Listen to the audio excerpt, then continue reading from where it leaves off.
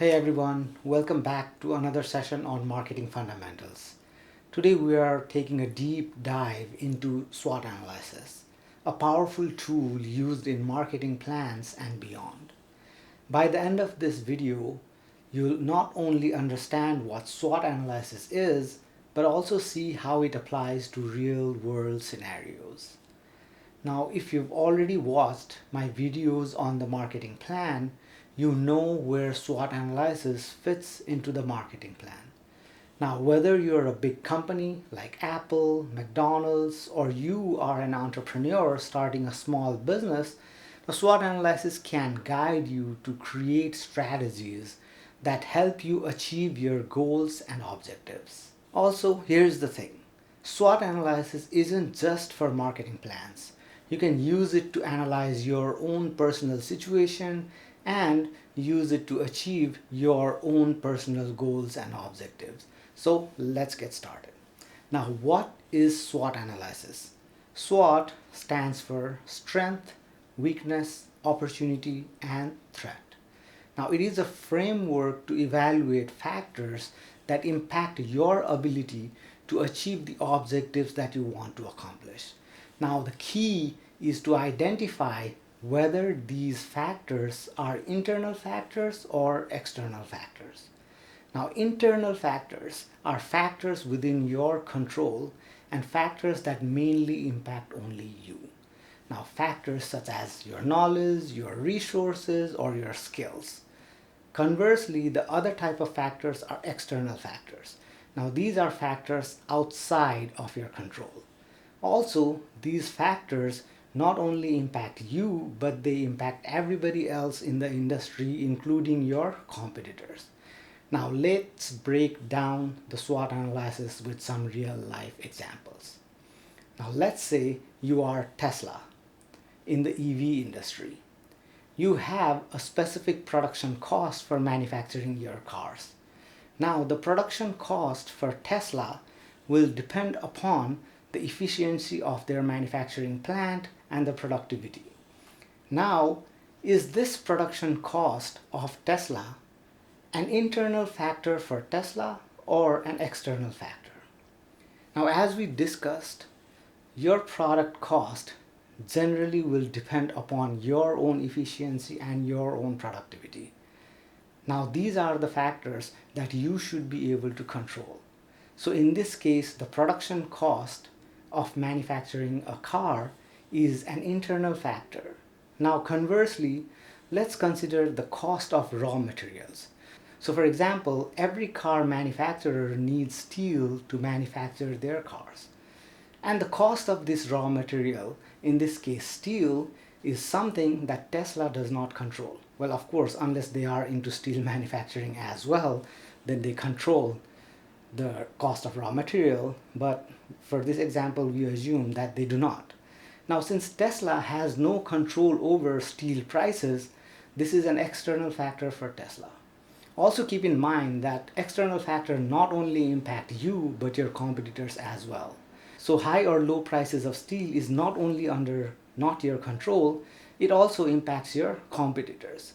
Now, once we have figured out whether a factor is internal or external, the next step is to figure out whether the impact of this factor on you is positive or negative. So, from our previous example of production cost of Tesla, let's say that Tesla's production cost is low.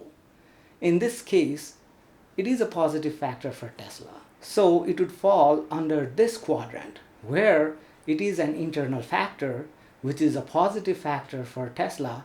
So, therefore, it's a strength for Tesla.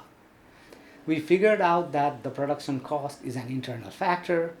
Now, if our production cost is high, is it a good thing or a bad thing for us? Now, if you answered a bad thing, generally you will be correct. An internal factor that is negative should fall under this quadrant. It will be considered an internal factor that is a negative for us, so we call it a weakness. So you might have realized by now, an internal factor that is positive is a strength, while an internal factor that is negative is a weakness. Now let's again think about an external factor we discussed earlier, high raw material cost, steel. Now what is the impact of high steel prices on our business? Now I would assume that high steel prices would mean overall high cost for us, so we can obviously consider it to be a negative factor for us. In this case, it would fall under this quadrant, external and negative. Now, this quadrant is the threat quadrant. So an external factor that is a negative factor for us is a threat. On the other hand, any external factor that is a positive for us will fall under this quadrant, which we will call opportunities. So if the steel prices were low, then it would be an external positive factor for us, so we would consider it to be an opportunity. Now let us look at some other examples so that we nail this concept and understand it in very good detail.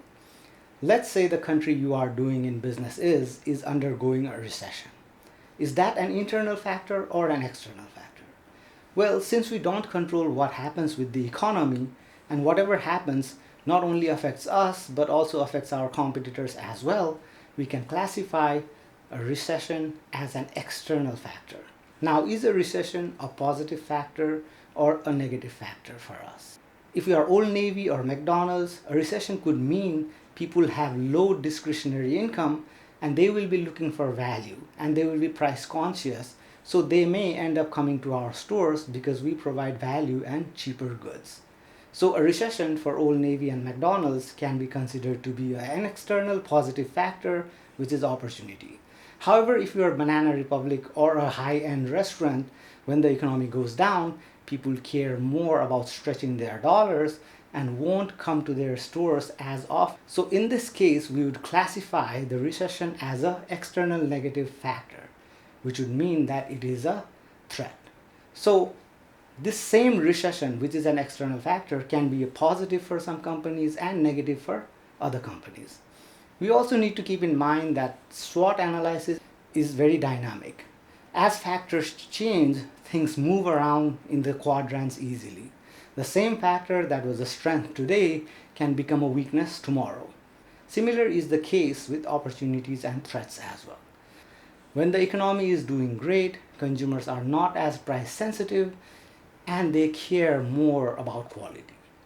So, as Gucci and Prada, you obviously put out high quality, high price products that are flying off the shelf when the economy is doing really good because people care about quality. So putting out high quality product, which is an internal factor for you, is a good thing, so it's a strength for you. But when the economy goes down, the same high quality bags that cost a high amount of money will become a weakness because people are becoming more price conscious during a recession. So an external factor has caused your strength in the past to become your weakness now. So to sum it up, how do we do SWOT analysis? We first figure out all the factors that will impact our ability to achieve our objectives. We classify these factors as internal factors or external factors. Then we figure out whether these factors affect us positively or negatively. An internal positive factor is a strength, an internal negative factor is a weakness, an external positive factor is an opportunity, whereas an external negative factor is a threat. Now we should create strategies so that we try to convert our weaknesses into strength. We should also create strategies such that our threats become our opportunities. Then finally, we can marry our strength and opportunities to create strategies that help us achieve our objectives. So I hope with this video you were able to understand how to do SWOT analysis and what is SWOT analysis. Please let me know in the comments if you have any other questions or concerns and this helped you understand the concept of SWOT analysis as well. Thank you so much.